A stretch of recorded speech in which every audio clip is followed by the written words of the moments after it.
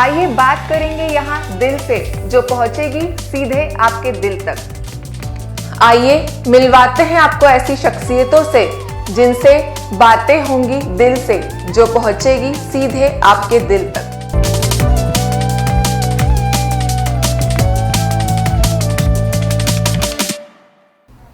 अक्सर लोग सड़क से गुजरते वक्त मूक बधिरों को इशारों में बात करते हुए देखते हैं, तो या तो उन पर दया दिखाते हैं या उन पर हंसने लगते हैं। लेकिन बहुत कम लोग ऐसे होते हैं जो उनकी समस्या को समझते हैं और उसका समाधान करने की कोशिश करते हैं। आज हम आपको जिस शख्सियत से मिलवाने जा रहे हैं, उन्होंने न केवल मूक बधिरों की समस्या को समझा, बल्कि उन समस्या के समाधान के लिए अपनी पूरी जिंदगी झोंक दी। नमस्कार, मैं हूं सुमेधा। शख्सियत दिल से में आपका बहुत बहुत स्वागत है। आज हम मिलने जा रहे हैं पुरोहित दंपत्ति से, जो दो नहीं, पुरोहित दंपत्ति मैंने इसलिए बोला क्योंकि ये दो नहीं बल्कि एक यूनिट है और दोनों एक दूसरे का हाथ थामकर, हम सफर बनकर एक ही उद्देश्य के साथ आगे बढ़ रहे हैं। नमस्कार, आपका बहुत बहुत स्वागत है एमपी न्यूज के इस खास शो में। नमस्कार। अब तक आपने पुरोहित जी और मोनिका जी को सड़क पर या तो मूक बधिरों की परेशानी का समाधान करते हुए देखा होगा, या कहीं पसीना बहाते हुए देखा होगा, या किसी न किसी कमजोर व्यक्ति या दिव्यांग की मदद करते हुए देखा होगा। लेकिन आज हम आपको बताएंगे कि इनकी निजी जिंदगी क्या है और इनकी जिंदगी से जुड़े कुछ अनछुए पहलू जो आपने अब तक नहीं देखे हैं, नहीं सुने हैं। तो सबसे पहले मैं आपसे जानना चाहूंगी कि आपकी जिद, जुनून, जज्बे ने आपको दिव्यांगों की सेवा करने के लिए इतना तत्पर किया, लेकिन बहुत कम लोग ऐसे होते हैं कि हमसफर ऐसा मिल जाए कि वो भी उसी मकसद के साथ कदम से कदम बढ़ाकर चलने लगे। तो ये कैसे संभव हो सका? क्योंकि अक्सर माना जाता है कि पति पत्नियों के लिए जोक भी होते हैं कि एक पूरब है तो एक पश्चिम है, कि दोनों एक राह नहीं चल सकते।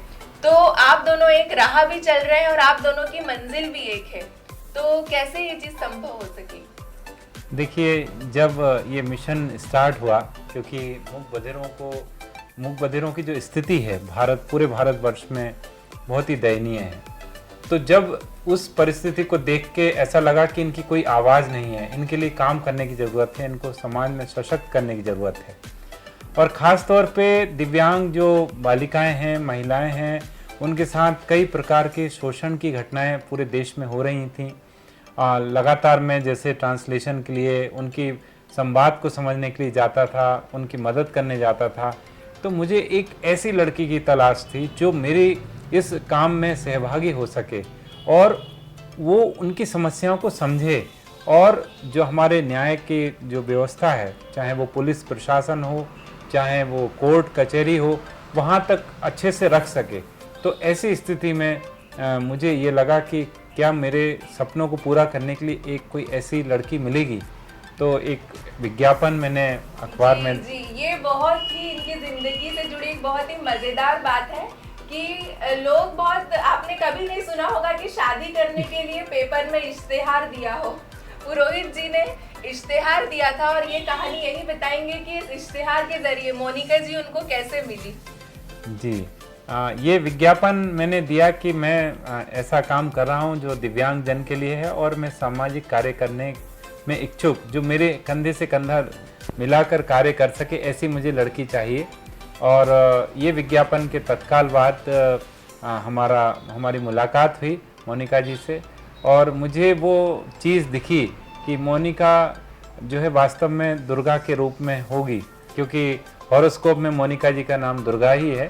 और वास्तव में पूरे देश भर में जो दिव्यांग बालिकाएं हैं जिनके साथ ये शोषण की घटनाएं थीं, तो वहाँ मुझे एक ऐसी ही लड़की की तलाश थी, और वो तलाश मेरी पूरी हुई और हमारा विवाह संपन्न हुआ। जी, तो क्या मोनिका जी आपने वो इश्तेहार देखा था और आज तक आपको उसकी कुछ लाइनें याद है कि क्या था उस इश्तेहार? हाँ, मैंने इश्तेहार देखा था और उसमें लिखा था कि MSW होना चाहिए जो साथ में दिव्यांग बच्चों के लिए काम करने के लिए तैयार हो। मेरे फादर ने बोला कि क्या अपन यहाँ संपर्क कर सकते हैं, तो मैंने कहा आपकी इच्छा। फिर संपर्क करा उन्होंने, तो पता चला कि ये तो मेरे इमीडिएट सीनियर थे, पर कॉलेज में तो हमको कुछ पता ही नहीं था ऐसा कि हम लोग कभी शादी भी करेंगे।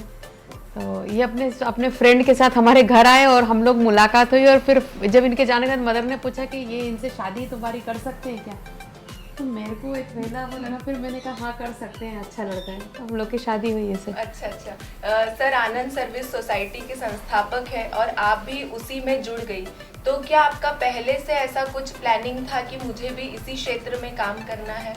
मुझे बहुत ज़्यादा ऐसा प्लानिंग तो नहीं था कि मैं डिसेबिलिटी में ही काम करूँगी, लेकिन मुझे ये पता था कि मेरे को अपने लाइफ पार्टनर को हमेशा सपोर्ट करना है, क्योंकि मेरी मदर ने यही बोला था कि अगर तुम सक्सेस रहना चाहती हो जीवन में, अपने निजी जीवन में, तो अपने जो लाइफ पार्टनर है उसके साथ में अगर जितना आप इमोशनली अटैच हो जाओगी, उसके साथ हमेशा अटैच रहोगी ना, तो आपकी लाइफ में सक्सेस मिलेगा आपको। सो वो बस एक इतना ही मेरे पास में पॉइंट था, और मैं आई और ये मुझे इन्होंने बोला कि मैं पहले जॉब करती थी, बोले कि नहीं तुम जॉब मत करो, हम ये काम करेंगे, तो मैंने बिल्कुल सहर्ष उसको माना कि ठीक है हम इसी मिशन में काम करेंगे साथ में। सर ने अपने भाई की स्मृति में आनंद सर्विस सोसाइटी की स्थापना की थी और अब तक इस संस्था के माध्यम से करीब 25,000 से ज़्यादा दिव्यांग बच्चे शिक्षित हो चुके हैं, और इस नेक काम को करने में आप दोनों का एक दूसरे को साथ मिलता रहा, जो अब तक जारी है। और आगे की आपकी अभी क्या प्लानिंग्स है कि कैसे आप और चाहते हैं कि मूक बधिर बच्चों की, युवाओं की और उन्नति हो? एक्चुअल में अब जो हमारा टारगेट है, जैसे सबको मालूम है कि गीता जो पाकिस्तान से आई, जो मूक बधिर है, वो उसको रखने की समस्या, ऐसे कई गीता जैसे हिंदुस्तान में बहुत सारी बालिकाएं हैं, महिलाएं हैं, मूक बधिर हैं, जो कि वन स्टॉप सेंटर तक पहुंचती हैं, और जो अलग अलग नारी आश्रम नारी जो उद्धार गृह हैं, उनके लिए स्वाधार गृह बने हुए हैं, वहाँ पर इनको रखने में परेशानी आ रही है। तो हम लोग अब इस समस्या पर एड्रेस करना चाह रहे हैं कि हम एक मतलब आनंद गृह बनाएं, जहाँ पर जो ठुकराए हुए हैं, हम लोग जो अब लगातार फेस कर रहे हैं, एक फर्स्ट फेज़ में जो उनको न्याय दिलाने के लिए काम करना था, मैंने मोनिका जी ने मिलकर काम किया है, और 300 से ज़्यादा केसेस में सज़ा भी हो चुकी है। शायद हम लोग, ईश्वर ने हमको चुना, हम दोनों को चुना, और हम दोनों के कारण ही वो केस पुलिस थानों तक पहुँचे, न्यायालय तक पहुँचे, और 300 से ज़्यादा मामलों में लोगों को सज़ा हुई है जिन्होंने मूक बधिर बालिकाओं के साथ गलत काम किया। लेकिन प्रश्न आता है कि उनको रखने के लिए व्यवस्था, क्योंकि कई बार परिवार भी उनका तिरस्कार करते हैं, और यदि वो ऑर्फन हैं, मतलब यदि माता पिता की डेथ हो गई है, तो उनको सुरक्षित एक स्थान नहीं है। तो अभी हमारा मिशन उस तरफ चल रहा है कि हम पूरी उम्मीद करेंगे कि आपका ये मिशन बहुत जल्दी पूरा हो और मूक बधिर बच्चों को न्याय मिले, जो परिवार जो चीज़ उनके लिए नहीं कर पा रहा है वो आपके माध्यम से हो। अब मैं आपसे ये जानना चाहूँगी कि जीवन संगिनी के तौर पर आपको मोनिका जी मिली है, तो आप कैसा अनुभव करते हैं, क्योंकि साथ में काम भी करना और अपनी जीवन की गाड़ी भी चलाना, तो ये इन सब में बैलेंस आप कैसे जमा कर पाते हैं? देखिए, मोनिका जी ने मुझे कंधे से कंधा मिलाकर हर मोर्चे पर मदद की है। तो शायद कभी कभी बर्तन मांजने का काम भी हमने किया, क्योंकि लगता है कि मोनिका जी मेरे जब कंधे से कंधा मिलाकर काम कर रहे हैं, मतलब जब ऑफिशियल काम में मेरी हेल्प कर रहे हैं, तो मैं किचन में इनकी क्यों नहीं हेल्प कर सकता। बात है कि पुरुषों का जो एक ईगो रहता है उसको अलग रखकर घर में भी काम में हाथ बटाना, तो क्या वाकई में सर घर में काम में हाथ? नो डाउट, वो बोल रहे हैं बिल्कुल सही है। अच्छा। और मतलब मुझे जीवन में इनसे अच्छा लाइफ पार्टनर मिल ही नहीं सकता था, बिल्कुल मानती हूँ मैं। बहुत ध्यान रखते हैं, बहुत प्यार करते हैं और सम्मान भी देते हैं साथ में। तो एक लाइफ पार्टनर को यही सब चीजें तो खास अक्सर आपको पुलिस थानों में, कभी कलेक्टर ऑफिस में, सार्वजनिक किसी कार्यक्रम में आप दोनों को अक्सर साथ में देखा जाता है, तो लोगों के मन में ये प्रश्न उठता है कि ये हमेशा साथ में रहते हैं, हर प्रोग्राम में रहते हैं, तो ये घर बाहर सब कुछ कैसे हम मैनेज कर लेते दोनों हैं? हर जगह मैनेज कर लेते हैं। मतलब अगर जैसे देर हो गई ना, साथ ही आए, तो अगर कुकिंग भी करना है साथ में तो भी हेल्प्स की, चलो मैं प्याज काटता हूँ, हरी मिर्ची काटता हूँ, तुम सब्जी की तैयारी करो। तो हम लोग 24 घंटे साथ हैं, और साथ रहने से काम तो होता ही है, एट द सेम टाइम हमको हमारे वो जो पल होते हैं ना एक दूसरे के साथ बिताने वाले, वो कहीं कहीं वहीं मिल जाते हैं। हमको कुछ अलग से रोमांटिक पल ढूंढने की जरूरत नहीं पड़ती है। बहुत बढ़िया, बहुत अच्छी बात इन्होंने कही। और इस बीच में मैं आपको बता दूं कि इनके 2 बेटे हैं, तो अब बच्चों की बात आई है तो मैं पूछना चाहूँगी कि बच्चे कैसे आपके सोशल लाइफ के साथ में एडजस्ट कर पाते हैं? क्या वो भी आपके कामों में कहीं ना कहीं जुड़ते हैं? बिल्कुल, बच्चे एक्चुअली जब छोटे थे ना बच्चे, तो उनको भी हम अपने साथ ही रखते थे, क्योंकि हमारे उस वक्त घर में ना हमारे जो father in law mother in law वो हमारे साथ नहीं रहते थे। फादर इन लॉ जॉब में थे तो वो भोपाल में रहते थे, तो हम चारों ही प्राणी इस घर पे रहते थे, तो उनको कौन देखभाल करेगा। तो हम क्या करते थे कि उनको भी अपने साथ कैरी करते थे, तो वो एक उनके लिए आउटिंग मोमेंट हो जाता था और हमारे लिए रह रहता था कि हमारे सामने बच्चे खेल रहे हैं और हमारा काम भी पूरा हो जाता था। तो हम लोगों ने अपने काम के अंदर सारे मोमेंट्स को तलाश कर रखा था। बहुत जरूरी बात है, वरना समाज कार्य कई लोग इसलिए नहीं कर पाते हैं क्योंकि अपनी पारिवारिक और व्यक्तिगत जिम्मेदारियां रहती है। तो कहीं न कहीं बच्चों में बचपन से ही सामाजिक कार्य के संस्कार डाले जा रहे हैं। बिल्कुल, वो लोग भी इन मूक बधिर और दिव्यांग बच्चों के लिए इतने सेंसिटिव हैं। और मेरे ख्याल से ज्ञानेंद्र जी वो आप एक स्टोरी शेयर करेंगे। वो जब सार्थक और चिन्मय छोटे थे तो उन्होंने छोटी छोटी सी स्टोरी बड़ी शॉर्ट में बताएंगे और वो भी बहुत अच्छे से सांकेतिक भाषा जानते हैं। जी जी जी जी जी। और मैं आपको बताना चाहूँगा, बड़े बेटे का नाम सार्थक है और छोटे बेटे का नाम चिन्मय है। और ये बात रही होगी महज 3-3.5 साल का सार्थक रहा होगा, तो हमने प्री नर्सरी स्कूल में प्ले उसमें डाला था और वहाँ के प्रिंसिपल ने हमको बुलाया कि हम मिलना चाहते, तो हम घबराए कि हमारे बेटे ने शायद, क्योंकि वैसे तो हमको मालूम है बेटा बहुत सीधा है, लेकिन वो बुलाकर बोले कि आपका बेटा जो है इतनी गंभीरता, 3.5-4 साल का बच्चा है, इतनी गंभीरता कहाँ से आ गई, बस हम ये जांचना चाहते हैं। तो मैंने कहा ऐसा क्या हुआ? बोले कि एक हमारे यहाँ बच्चा आता है, ऑर्फन है और किसी ने उसको स्पॉन्सर किया है, उसका एक हाथ नहीं है, तो सार्थक उसके साथ खाना खाता है, टिफ़िन अपना शेयर करता है। और उससे पूछा कि आप इसके साथ क्यों खाना खाते हो, तो बोला कि इसका हाथ नहीं है तो मैं इसके साथ मुझे अच्छा लगता है। तो वो जो उस स्कूल की डायरेक्टर थी, उन्होंने हमसे बोला कि इतनी समझदारी कहाँ से आ गई, तो हम आपका प्रोफेशन जानना चाहते हैं, आप क्या करते हैं। तो हमने कहा कि हम तो ये मूक बधिर बच्चों के लिए काम करते, तो उनको उसका उत्तर मिला। हमने कभी हमारे बच्चों को नहीं बोला, लेकिन बच्चे जब ऑटोमेटिक इस तरह से डेवलप हुए।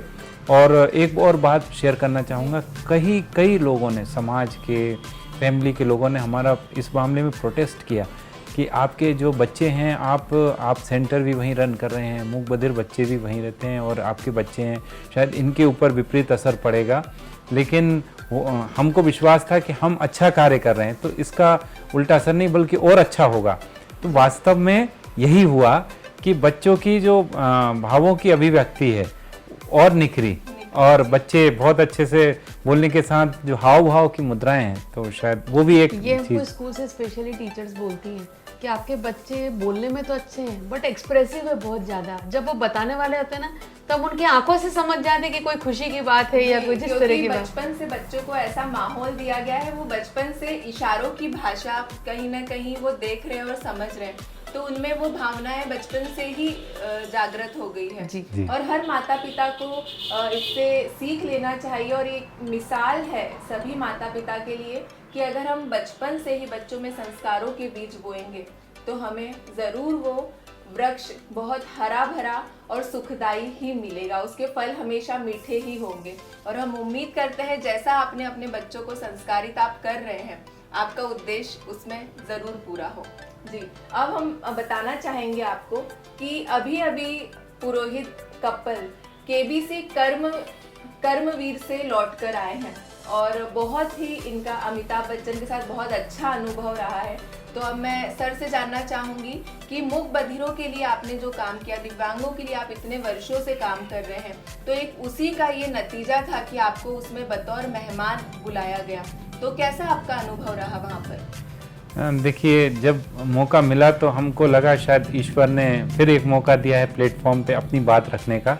मैंने और मोनिका जी ने उन सारे विषयों को उठाने का प्रयास किया जो एक जागरूकता समाज में फैलनी चाहिए कि उनकी वास्तव में ज़िंदगी क्या है, पैदा होने से लेकर मरने तक, आदिकाल से अब तक, जब से हमारी सृष्टि बनी है, इन लोगों के प्रति लोगों का क्या नज़रिया रहा है।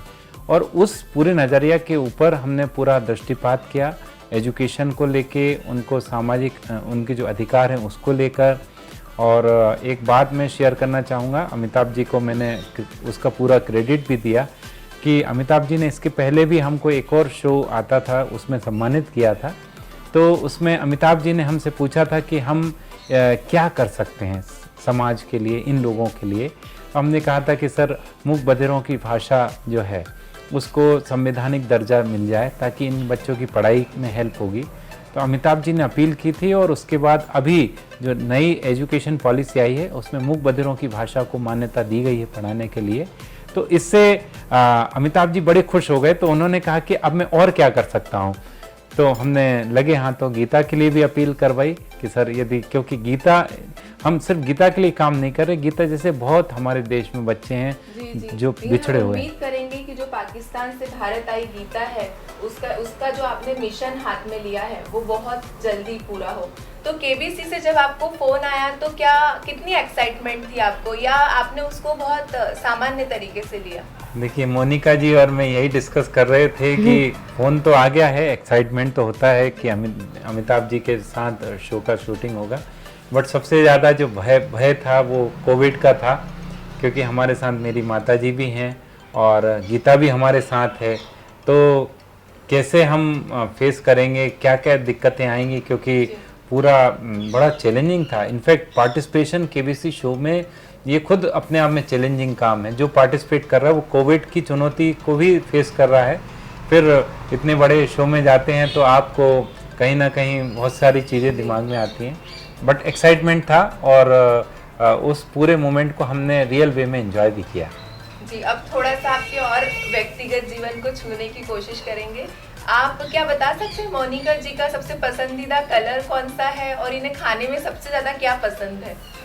देखिए मोनिका जी को खमन जो है बहुत पसंद है और फ्रूट्स में एप्पल पसंद है। तो मोनिका जी जब भी नाराज होते हैं तो मैं ये दोनों चीजें कहीं ना कहीं से अरेंज करता हूँ और मोनिका जी खुश हो जाती हैं। क्या ये सही बात है?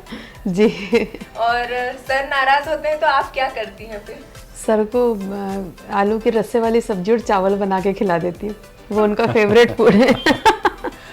मतलब बहुत सस्ते में निपट जाते हैं। जी बिल्कुल बिल्कुल। अरे बहुत बढ़िया। मेरे ख्याल से हम लोग का नाराजगी का लेवल बहुत रेयरली आया है। एक और चीज में हाँ बता देती हूँ आपको, हम लोग का अंडरस्टैंडिंग है, मतलब एक पॉइंट पे अगर हम लोग ने कहीं पर बात करी है और अगर लग रहा है कि इस पॉइंट से हम लोग के अंदर विवाद हो सकता है तो हम लोग वो पॉइंट को छोड़कर काम करते हैं। जी, यही मैं जानना चाह रही थी कि अक्सर पति पत्नी को लेकर यही बात होती है कि एक इस दिशा में जाते हैं तो दूसरी उस दिशा में चली जाती है। मतलब दोनों के विचार के ऊपर कई जोक्स भी आपने सुने होंगे और पति पत्नी अक्सर इसी का शिकार होते हैं। तो क्या कभी आप लोगों में ऐसी कोई बात नहीं होती कि विचारों का मतभेद? थोड़ी थोड़ी सी होती है, और लेकिन वो यही होता है कि कई बार इनको अपनी मर्जी का करना रहता है और वो मेरा नहीं सुन रहे, तो मैं तो चुप हो जाती हूँ कि ठीक है जो करना है करो। लेकिन जब मैं चुप रहती हूँ ना तो उनको फील होता है कि ऐसा करना नहीं था। वो धीरे धीरे अंडरस्टैंडिंग हो जाते हैं। कौन ज्यादा समझदारी और संयम से काम लेते हैं? ये तो मोनिका जी ज्यादा समझदारी से लेते हैं, क्योंकि जो मेरा जो काम है वो मैं थोड़ा जुनून वाला है, तो पागलपन से आगे निकल के इमोशनल होके काम करता हूँ। लेकिन कोई भी कार्य को करने में एक बहुत महत्वपूर्ण चीज़ है कि इमोशंस को बैलेंस करना। तो मोनिका की मेरी लाइफ में आने के बाद इमोशंस, क्योंकि मैं बहुत इमोशनल हूँ, शायद मेरे भाई के कारण मैं बहुत इमोशनल हूँ और ये काम मैं करता हूँ, तो मोनिका जी मुझे बैलेंस करते हैं और इसी कारण से रिजल्ट्स भी आते हैं। क्योंकि अकेला इमोशनल होने से कुछ नहीं होता, आपको कुछ करना होता है। तो मोनिका, जो जोश, जो जुनून, जो जज्बा ज्ञानेंद्र जी में है, क्या आपका भी उसी लेवल पर है? मेरा लेवल तो इन्हीं के कारण रहता है, अगर इनमें है तो मेरे में है। एक चीज़ और आपको शेयर करती हूँ, ये पहले वाइट शर्ट बहुत पहनते थे शादी के पहले, अभी इनके पास में अगर 50 शर्ट है ना तो 45 वाइट रहते थे। अभी कलरफुल शर्ट हमने चालू करवाए हैं इनके। मतलब आपकी जिंदगी में आने के बाद इनकी मतलब इनका चॉइस वाइट था, अभी भी वाइट है चॉइस, बट हमने बोला कि बहुत अच्छी अच्छी चीज़ें मिलती, कभी कभी ये भी ट्राई करो, और ये मानते हैं। और इनकी एक अच्छी चीज़ मैं आपको यहाँ शेयर करती हूँ, ये कभी भी खाने को लेकर कंप्लेंट नहीं करते हैं। मतलब आप कुछ भी सर्व कर दो वो खा लेते हैं चुपचाप से। कभी खाने में नमक कम हो जाए या नमक ही ना हो तो क्या आप कभी कंप्लेंट नहीं करेंगे? नहीं, बिल्कुल नहीं करता हूँ, चुपचाप उठाकर ले लेता हूँ, क्योंकि मुझे मालूम है कि she is working with me और मेरे से भी भूल हो सकती है, इनसे भी भूल हो सकती है। तो वो क्योंकि वो नमक तो खुद उठाकर डाल के खा सकते हैं, बट जो हमारी अंडरस्टैंडिंग है, जो एक पार्टिसिपेशन है, मेनली हम दोनों का एक दूसरे के प्रति वो कार्य को लेके पार्टिसिपेशन है। जैसे मैं कोविड-19 में जो रेस्क्यू वर्क की बात करूं, तो हम लोग जागते रहे, रात भर जागे, क्योंकि एक भी दिव्यांग बच्चे को, मूक बधिर को, ब्लाइंड को सेफली घर पहुंच जाए, उनको राशन पहुंच जाए। जी, यहाँ पर ये बताना ज़रूरी है कि अभी जिस समय लॉकडाउन हुआ था और कोरोना काल शुरू हुआ था, उस समय सैकड़ों मूक बधिर बच्चे देश के अलग अलग कोने में फंसे हुए थे, जिन्हें बाहर निकालने के लिए कोई व्यवस्था नहीं थी। उस समय ज्ञानेंद्र जी और मोनिका जी ने रात भर काम करके, वीडियो कॉलिंग करके, वहाँ के अधिकारियों से संपर्क करके उन बच्चों को अपने अपने घर पहुँचाया। ऐसे करीब 600 से ज़्यादा बच्चे बड़े हैं जो अपने घर पहुंच सके और आज वो बहुत अच्छे से, शांति से अपने परिवार के बीच में रह रहे।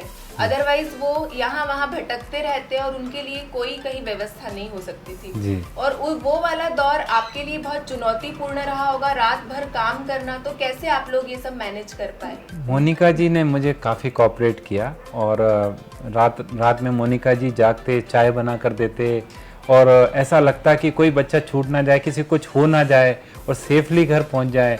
तो मतलब इनफैक्ट ऐसा भी हुआ कि मैं शेविंग कर रहा हूं, इतने में वीडियो कॉल आ गया, तो मोनिका जी हाथ में वीडियो मतलब मोबाइल पकड़े हुए हैं और एकदम से हमारे बच्चों ने भी उस वक्त बहुत साथ दिया हमको, बहुत साथ क्योंकि दिया। वो समझ रहे थे इस पीड़ा को कि मम्मा अपन लोग तो घर पे, ये लोग कैसे क्या होगा इनका, तो वो लोग समझ रहे थे। तो आपको मैं बताऊँ, हमारा एक जुगाड़ का उस वक्त हमने ज्ञान इंडिया करके चैनल बनाया कि इन बच्चों के पास में कैसे मैसेजेस जाएंगे संकेतों में, क्योंकि हमारे प्रधानमंत्री जी लगातार हमको अपडेट करते थे कि अब आपको ऐसा करना है, वैसा करना है। तो ज्ञानेंद्र जी संकेतों में वीडियो बनाते थे और हमारे पास कुछ नहीं था, हम है ना टेबल लैंप पकड़ के खड़े रहते थे, एक जना मोबाइल से लेके खड़ा रहता था, एक है ना, एक को रहता था काम, तुम लिंक शेयर करो जल्दी जल्दी सारे बच्चों को, ताकि तुरंत वो लोग देखें और तुरंत वो लोग रिएक्ट करें कि उनको हम कैसे हेल्प करेंगे। जी, अगर काम करने का जज्बा हो, जुनून हो और सबसे बड़ी बात इच्छा शक्ति हो, तो असुविधाएं या कुछ कमियां हो तो वो भी कभी आड़े नहीं आती और कम संसाधनों में भी बहुत बेहतर तरीके से काम किया जा सकता है। और इसी की मिसाल है ज्ञानेंद्र जी और मोनिका जी की, जो कम संसाधनों में बेहद अच्छे तरीके से अपने काम को अंजाम दे रहे हैं। अब और मैं आपके जिंदगी के करीब आना चाहूंगी कि अगर आपको मोनिका जी के लिए कोई गीत गुनगुनाना हो तो आप कौन सा गुनगुनाएंगे और कौन सा गीत इन्हें डेडिकेट करेंगे? देखिए, मैं तो सिर्फ ये वाला साइन जानता हूँ जो आई लव यू का साइन है, तो वो मैं दिखाता हूँ मोनिका जी को जब भी मोनिका जी को खुश करना होता है, ताकि गीत तो है कुछ कभी कभार याद आता है, बट आप इस साइन के बदले में आप क्या साइन बताती हैं या आप कुछ गुनगुना के बताती हैं? मुझे तो बस एक स्माइल आ जाती है, कितना प्यार करते हैं मुझे। बहुत बढ़िया, लेकिन हम चाहेंगे कि अगर आप कोई एक गीत गाएंगी तो बहुत अच्छा लगेगा,